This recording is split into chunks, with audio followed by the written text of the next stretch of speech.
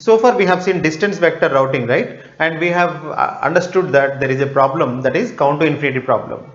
So that's why it was not so popular. So in the earlier systems, earlier protocols, I can say, like ARPANET, so distance vector was there, but now no one is using it. We have alternative, that is link state routing protocol. This is also dynamic algorithm. We will see how this link state routing works.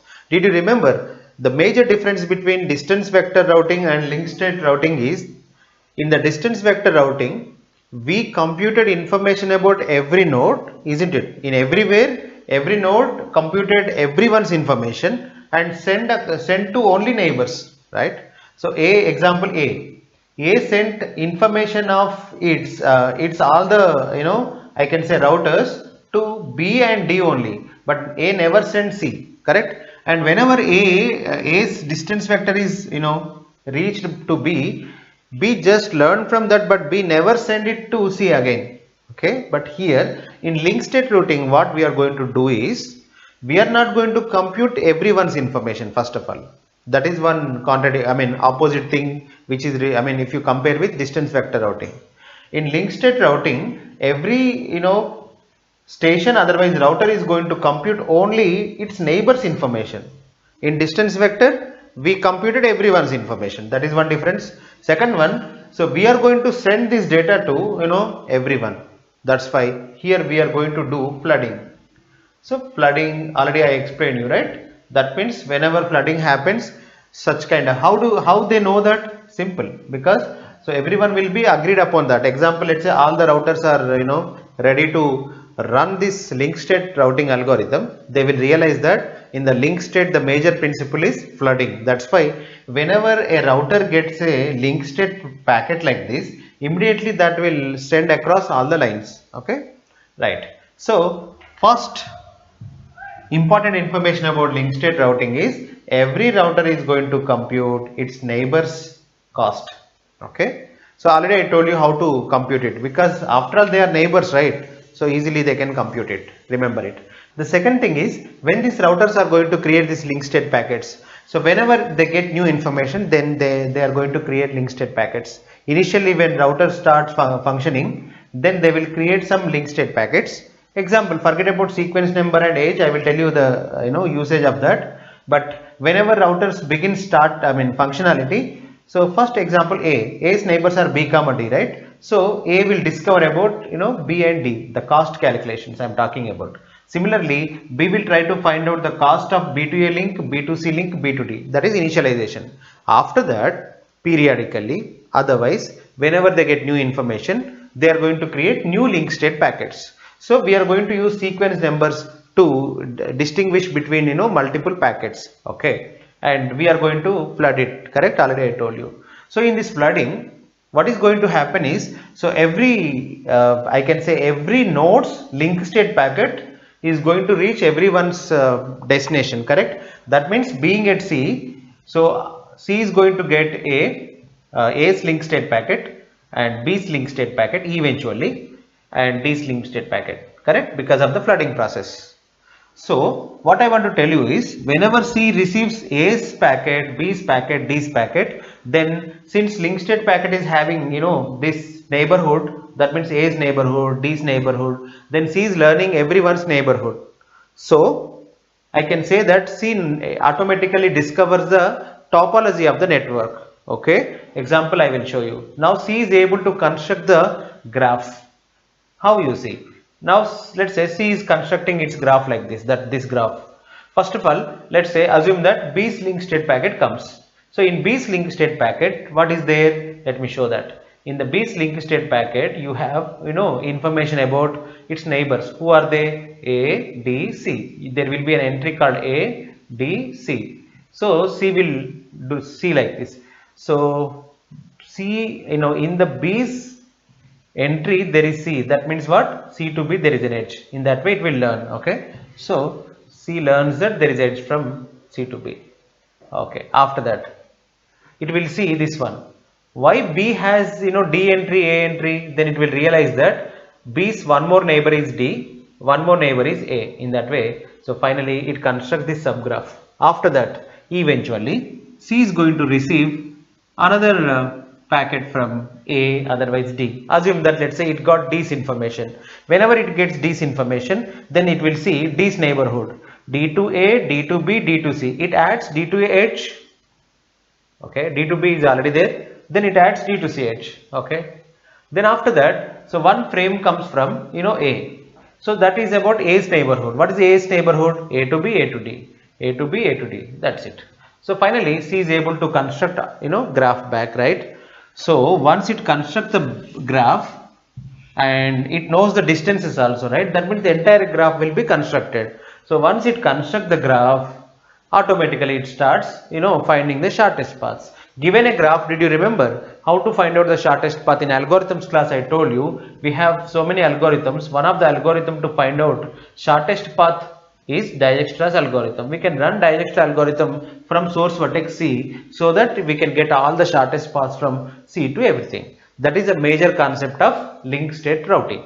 Okay, but this entire beauty of this linked state routing is how you control the flooding. That is one thing we should take care. Second thing, how to maintain the I can say best information, otherwise recent information. Sir, what is the meaning of recent? So far you are assuming that this network topology is fixed, but anything can happen. Suddenly, let's say some of the router fails, then immediately A will send new information, correct? So A will cancel this information and again it will send it. So whenever this link state packet comes here at that time, so again C will redraw the structure. Then at that time again you have to construct the Dijkstra algorithm. Right, in that way, so we are going to do it. So the problem is, the difficulty is, I can say, this topology is going to be changed. Some of the routes will go off and some of the links are going to be, I can say damaged, everything. So finally I can say that your network topology is not permanent. So it is, I can say growing and shrinking and modifying. So that's why we have to construct it very regularly. That's why, so that network topology will be constructed regularly everywhere. Now all the routers will construct network topologies whenever they get new information. Then they will apply that Dijkstra algorithm again and again. Okay, so that they can compute the shortest paths in the new graph. Understand? So that's why. Now we'll go back. That's why whenever there is a modification in the graph structure or anything, all that routers who face it and who feels it, they are going to send link state packets immediately. That's why we use flooding. So flooding already I told you. So because of flooding, very quickly data can be dispersed. Understand? So that is one thing. Now we'll see the problems with flooding. When you are doing flooding, how to control it is the beauty of link state algorithm. We have to study it. So one problem occurs. See here. So one problem we have to answer is how to understand that something is new data or something is old data. For that, every router is going to remember the information of this one link state packets. Example, let's say whenever B sees a packet of A, so on behalf of A, it is going to maintain like this. B says that I have seen some packet from A, link state packet especially, and that link state packet sequence number it will remember. Okay. So what is sequence number at this moment? First of all, example, let's say whenever B receives this one, it will maintain like this. I have seen link state packet of A and its sequence number is 0. Okay, and some other information. What is the age also? Okay, age is 20 in that way. After that, what happens? Another frame comes or another packet comes. Imagine, so A is creating one more link state packet, whatever may be the reason, doesn't matter. So this time, let's say sequence number is 1, again age will be 20. So whenever sequence number 1 comes, then it will be updated. Okay, in that way, so everyone is going to update, this information. Now suddenly sequence number 1, sequence number 2, at some point of time, assume that let's say B has this information. What does it mean? That means B has recently seen new information about A, that is A's data. Okay, A, its sequence number 50 and age 20, some other information, whatever it is. So these two are important. Okay, so after that, now the advantage of this one I will tell you. Example, let's say there is a packet called sequence number 27. It was created before this one, but what happened because of flooding, slowly it is coming like this. Okay. Then after this one, let's say whenever this kind of packet comes from A, okay, sequence number 27, then B will take care of these things. Now see, B has a dilemma. If there is no sequence number, B has a dilemma. Is this the correct information? Is this the correct information? Because both are going to tell you some important information about network topology and costs, everything, right? So at that time, so it will check sequence number 50 and 27. Which one is reset? This one, right? So now B will discard it. The advantage of this one is B is learning only new information. Second thing, so this is not going to disturb others also. Correct? So in that way, somehow we stop the flooding. Correct? We can avoid the duplicates. How duplicates will be avoided? Everyone is going to, remember everyone's link state packet information or state. So C also will maintain like this. So I have seen A's sequence number 27, B sequence number 32, C sequence numbers, D sequence number 45 in that way. Okay. Now the old packets, whenever they come, they cannot be in loop. Why? They can't make a loop. Example, see the situation. Do you want to say that there is a packet which is in loop? It is impossible. Now let's intentionally create one, packet. Something like, 34.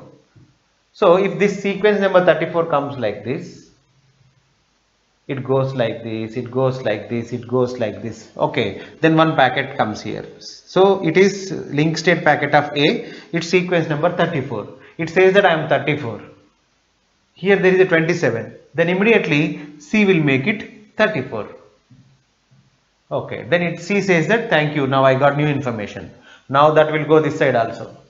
Okay, but let's say that packet comes here, then A already has seen a new information 50. Then immediately it will discard that link state packet. After that, no further roaming. In that way, we can avoid the loops. Example, let's say one more time, let's say same packet comes. Let's say assume that let's say really there is a loop, then C should see it one more time, correct or not? What is the definition of a loop? Whenever there is a loop, it should be like this, right? Assume that let's say C entertained one link state packet first time, second time it won't entertain. Why? See, again same packet comes to C, then there is a chance of looping, but this time already we have this, right? We discard it. We say that sorry, we have seen you already, then we discard. In that way, using the sequence numbers, everyone is going to control the flooding. Understand? So second thing, sir, why age? Sometimes what happens, there will be damage in the lines, right? We know that we have studied in data link layer. So your bits are going to be garbled. When bits are, let's say, going to be garbled, what can happen is, so let's see this story. Initially, let's say assume nothing is there. Okay. So A is sending one link state packet with sequence number 4. Let's say it is received by B. But what happened? There is one bit error. So especially that one bit error, one more thing. What is the length of the sequence bits we have to take? See, your sequence number should be very large, correct? So that you should be able to generate lot of copies. So example, let's say you have only 2 bits per sequence number. How many packets you can create? 0, 0, 0, 1, 1, 0, 1, 1. After that, then you have to repeat 0, 0. When you repeat 0, 0, then all these routers will think that that is old data. To avoid that, every time you should be able to generate a new sequence number throughout the year or something, correct? So that's why what we do is, we generally have 32-bit sequence number. With 32-bit sequence number, you can create 2 to the power of 32 sequence numbers. Okay, 2 power 32 sequence numbers. You know one thing, with 2 to the power of 32 sequence numbers, you can generate so many sequence numbers such a way that that will be sufficient for 160 years. If you have only 3 bits, then what is going to happen is, for every 1 second if you create, let's say, one link state packet, so 8 seconds, after 8 seconds we have to repeat the sequence numbers, because they will be exhausted. Then after 8 seconds you repeat it. When you repeat it, then you will be using old sequence number 0. Then every router will think like that is the old information and they discard. They don't take it, right? But it's a new information. That's why, to avoid that, the number of bits in the sequence number is 32 bits. That is one thing. Now let's assume that let's say you have one sequence number called 4 with 32 bits. Let's take octets. Okay, 8 octets, right? In the first octet 0, second octet 0, third octet 0, fourth octet let's take 0 0 0 0 0 1 0 0. Okay, now what happened? There is a 1 bit error, especially that 1 bit error happened at something. Let's take here. Then what happens? It will become 128 plus 4 132. That means the sequence number 4 packet when you send to B, okay, so at this moment, so B will think that it is 132 because there is a 1 bit error, so it will note it down like 132. Okay, so what, sir, any problem? Yes. After that what happens if others link state packets comes from A? What is after 4? 5, right? If 5 comes, then B thinks that I have recent information 132. It's because of the mistake, right? Then the 5 packet will be discarded, 6 packet will be discarded, everything will be discarded, and for some time, so people will not be, learning any new information, and everyone is using wrong information at least for some time. After some time what happens? 5 will be discarded, 6 will be discarded in that way. So A will be eventually creating linked state diagrams whenever, again it sees a topology change, right? But there is a danger. Let's say after, creating linked state packet for 4, let's say router doesn't see any difference. So the network was stable, let's say. Then for so long, that means for half an hour, let's say network is stable, there is no modification, then this router won't create any new information. Then everyone for 30 minutes of time, everyone will see old information because that new information no one has taken, correct? That's a problem. I'm repeating it again. What I'm saying is, so link state packet 4 is assumed as 132. After that, A created link state packet 5 and it is sent like this. Then B will discard it, correct? Then after that, let's say 6 is created. B will discard it. So up to 132 iterations, B is seeing only old data, right? B cannot learn the new data because of a small 1 bit error. If 1 bit error at here in the last octet, then your sequence numbers will be something 30,000. 2 power 32 means it's a very large number, right? Maybe 1 lakh or 2 lakhs. If you mistakenly assume that sequence number is 1 lakh or 2 lakhs, then B is not going to learn new data forever, correct? Such kind of serious problem you face. That's why, so moral of the story, we should not blindly follow one link state packet forever. That's why age field. What we do is, whatever the information you have, example, let's say there is a mistake and you are assuming that it is 132, but actually it is 4. Then, but we are recording age field, right? 20. What you do is, for every second you change it to, you decrement it. So what happens? Then your information is going to be 20, 19, 18 in that way. So your eventually you reach to 0. Now whenever you have a link state packets information and in that age field becomes 0, you discard it. Forget about that history. Okay. Then happily we can learn new information. Try to understand. So what I'm saying is, I'm repeating it. B, first of all, whenever A sends a link state packet with actually 4, but mistakenly it assumed 132, but remember it, and age field is 20, right? Okay, so this will be decided by that protocols and everything. We can fix it, depends on our experience and some experimental results. At this moment, let's say it is assumed that it is 20.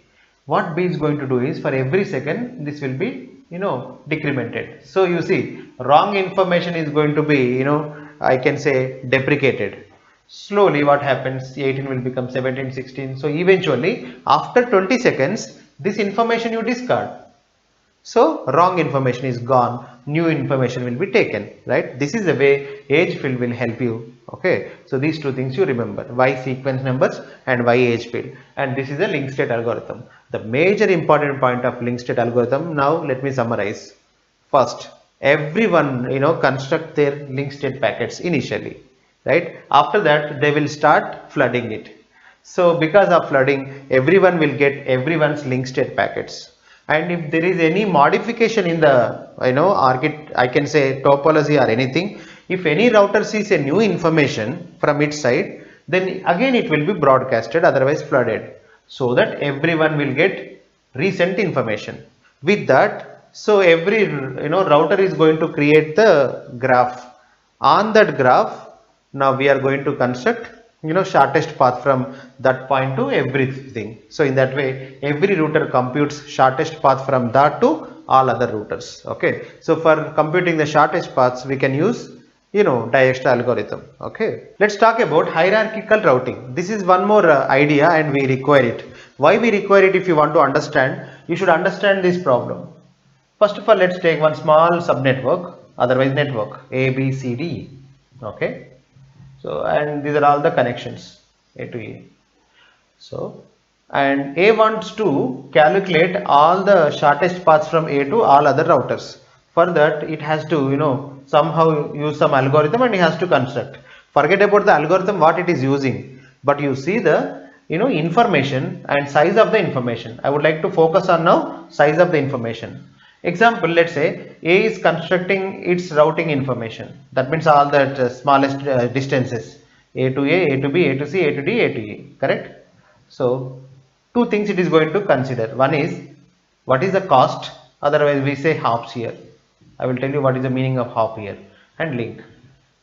You know that the cost will be sometimes propagation delay, sometimes bandwidth, sometimes queuing delay, everything, right? So this time, for simplicity, to focus on this hierarchical routing, I would like to take cost between two routers as number of hops. So the cost between, let's say this is the routing information of A. So what is the cost from A to A? 0, number of hops. Okay, it is an easy parameter, that's why I am explaining with number of hops. So what is the cost of A to B? 1. Cost of A to C? 2. And what is the link here? I don't know. And what is the link for A to B? Through B. What is the link for A to C? Direct. That's why C. What is the link for A to D? How to reach D? 1 plus 1, 2. Right. So and one more thing, A to C is actually 1. So A to D is 2. Through what? Either E or C. Anything we can use. So next one is A to E. Direct, right, and E. So this is the routing information. So we construct using some algorithm, but the size of the table, if you see how many entries we will have, exactly equal to number of routers. If number of routers are arbitrarily large, like 1 crore, then the routing table size will be 1 crore, correct? So to avoid that, so we are going to introduce hierarchical routing. In hierarchical routing, we are going to sacrifice some things and we are going to gain something. So we are going to gain the space. That means we are not wasting this much space, but at the cost of losing some shortest paths. For that, what we are going to do is we are going to locally understand the things rather than globally understanding the things. Here we locally understand. That means all these routers will focus on only shortest distances of these routers. That means each router will try to learn about only these routers. They will focus like that. Similarly, let's take this as Delhi city. All the routers in Delhi mostly will concentrate on only these routers. They feel that these are the only routers and they only construct this routing table. Sir, if that is the case, how data can be forwarded from one city to another city? For that, there will be only one edge. That means example C wants to send data to D through shortest path, that is not exactly shortest path. First of all, C will send it to one of the shortest path in this one area. That means otherwise C will send to A. So A is going to move that to this point. After that remaining story Similarly, example, let's say some router 3B wants to communicate with Hyderabad router. First of all, so 3B will send the data to 3E. Then 3E will send it to 1C. After that, we know the remaining story. In that way, so communication takes place. But in this model, anybody wants to send to anyone, it will see the shortest path and based on that it will send, correct? But here the story is different. So here we are not globally computing the shortest paths, right? This region only computes shortest paths here itself. That means I can think like this. All this network is separate, all this network is separate, all this network is separate. So because of that, so this I can say this nodes doesn't have much information about all the routers of this one and this one. So that is one thing. Second thing, from now, I mean, remember one thing, all Chennai data, example being in Hyderabad, if you want to send anything to Chennai, so definitely we have to use this edge. Such a way we planned it. That is what the core idea about hierarchical routing. And being in Hyderabad, if you want to send any data to Delhi, this will be the definitely necessary edge. Similarly, Chennai to Delhi, this is the necessary edge. You remember it. If that is the case, now question number 1, how you send 1A to 3B? Think about that path. Since it is uh, Delhi to Chennai path, right? So definitely, first of all, how to send data to Chennai? We go like this, right? Hyderabad to Chennai, we have this route. So 1A to 1C, 1 plus 2 plus 3 plus 4, correct? 4 hops, remember. But actually we can reach in 3 hops if you have constructed global shortest path table. You see, 1 2 3. That means what? So we are sacrificing real shortest paths. Okay, so we are approximating the shortest paths. We are not exactly having the correct shortest paths, but we are reducing the table size. Understand? So when you lose the clarity, so definitely in the life, if you want to have something, you should lose something. In the same way, to save the space, we are losing the clarity. So we are losing exact shortest paths, correct? So I think you understand this one now. So how much save we are having and how much space we are saving, we will see. Example, how many rows we are going to have here? Exactly equal to number of routers, correct? But here if you see, because you did clustering, right? Let me ask one question. What is the size of the routing information 1A is maintaining? We'll just observe. Okay, I am just focusing on 1A's routing information. So 1A is going to maintain this information like this: 1A to 1A, what is the shortest path? Okay, 1A to 1B, what is the shortest path? It is just normal, like maybe you are using in this graph distance vector algorithm, otherwise link state. Okay, anything.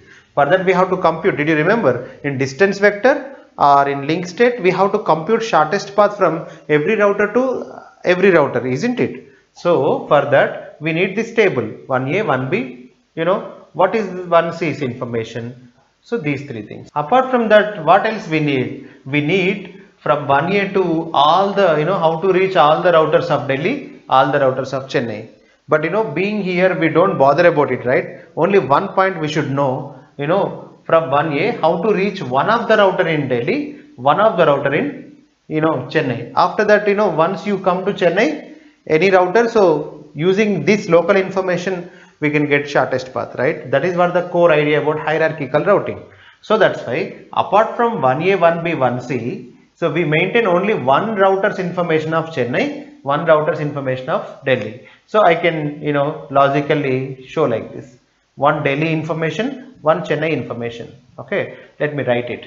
So in 1A, from 1A, so this is 1A's table, I can say, and number of hops we are mentioning. Okay, so second one here, link. Okay, tell me 1A to 1A, nothing, otherwise 0. Link is nothing. Now 1A to 1B, how to reach? So this algorithm, we are going to use shortest path algorithm.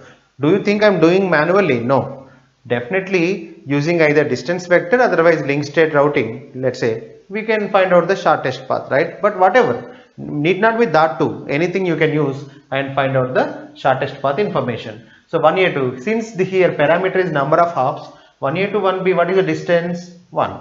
Link is what? 1B, correct? Next, 1A to 1C, how to reach? With one hop, nearest neighbor is, that means next link is 1C. How to reach 1A to 3?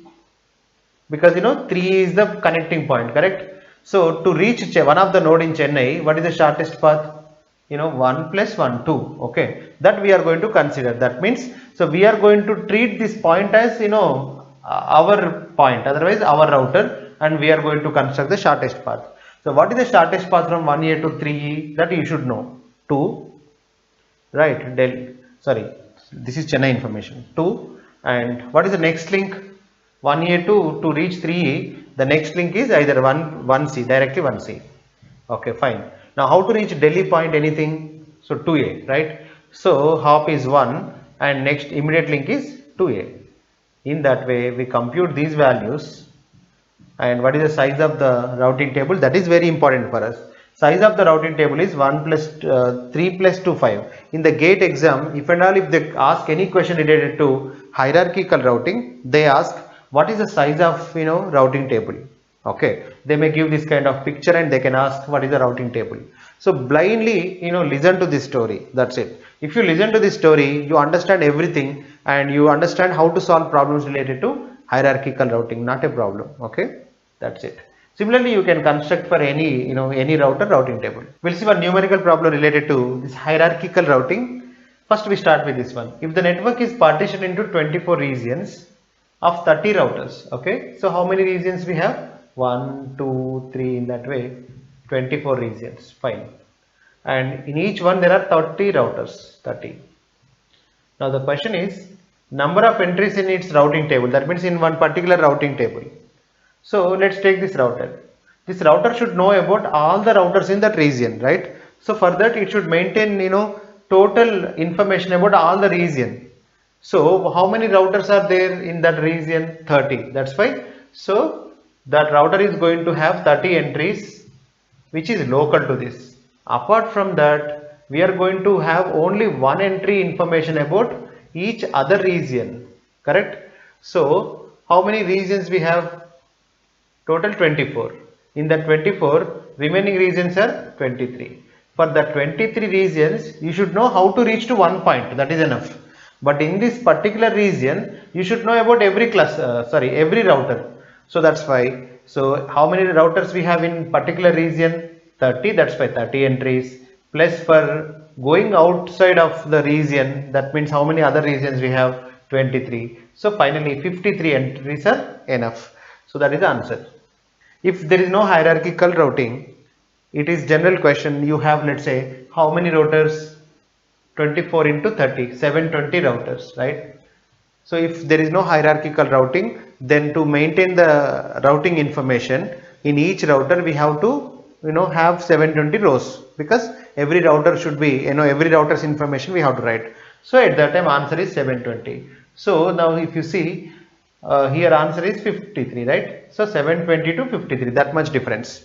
Now we'll see one more question. This time we can extend this idea to one more level also. That means so far you thought regions and routers, correct? But what if that regions itself is very large? Then that regions can be divided into clusters. Try to understand. Initially, why you divided routers into regions? Because routers were very huge, so you wanted to reduce the number of entries. For that you divided the routers into regions. But what if regions itself becomes very much? Then again you do the same process, recursive process. Then regions will be divided into groups again. So that will be called clusters. So let's see our problem. If 3-level hierarchy is used with 8 clusters, each containing 9 regions and each contains 10 routers. Okay, let's take one analogy. Here 8 clusters are 8 countries. You have 8 countries. Okay, now each containing 9 states and each state contains 10 friends. Okay, otherwise 10 routers are nothing but 10 people. And you should know about everyone. Actually you want to communicate with everyone. So you are in you are also one person out of all these. Then how many persons are there in this problem? There are 8 countries. Each country has 9 states. Each state has 10 people. Then 8 into 9 into 10. So there are finally 720 people. Assume that let's say every person wants to maintain everyone's information so that he can find out the shortest path. Correct? So that is what every routing general routing protocols do. Otherwise routing models work. So here we should have 720 entries if that is the model. But what we did, we divided into countries, states and people. Now this is, let's say, how many countries we have? 8 countries. Each country has now 9 states, right?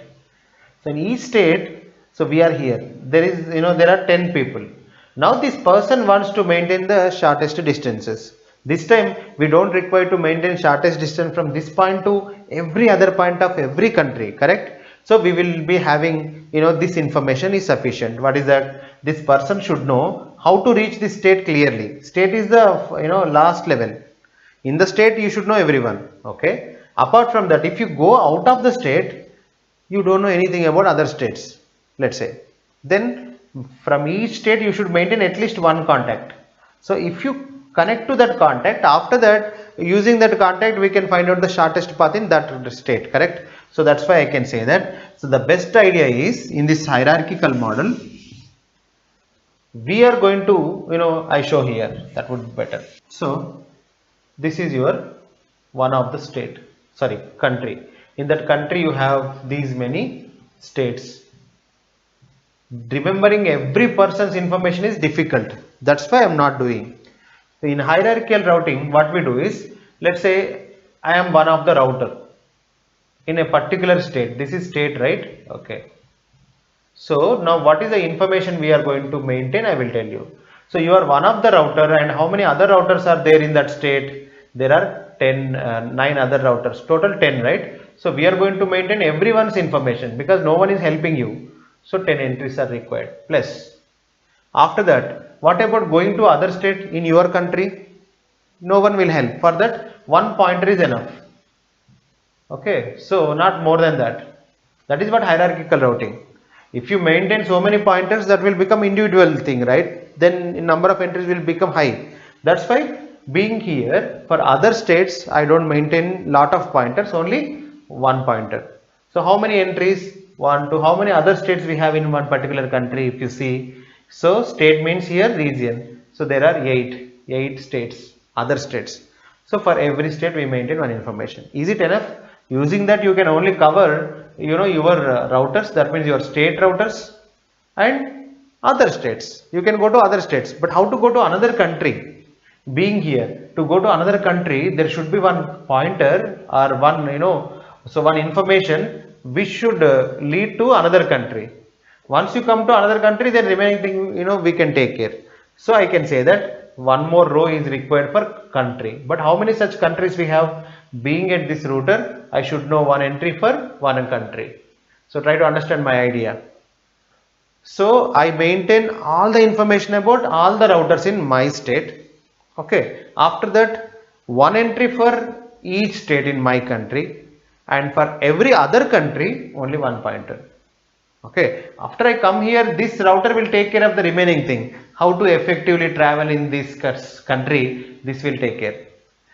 Okay, so that's why finally the number of entries you see, full 10, because of your state contains 10 routers, plus your country has 8 other states, that's why 8 entries, and your world has, how many other countries?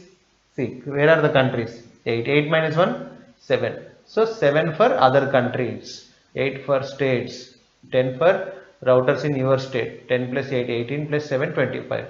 So you require only 25 entries. In that way you can understand it. Okay.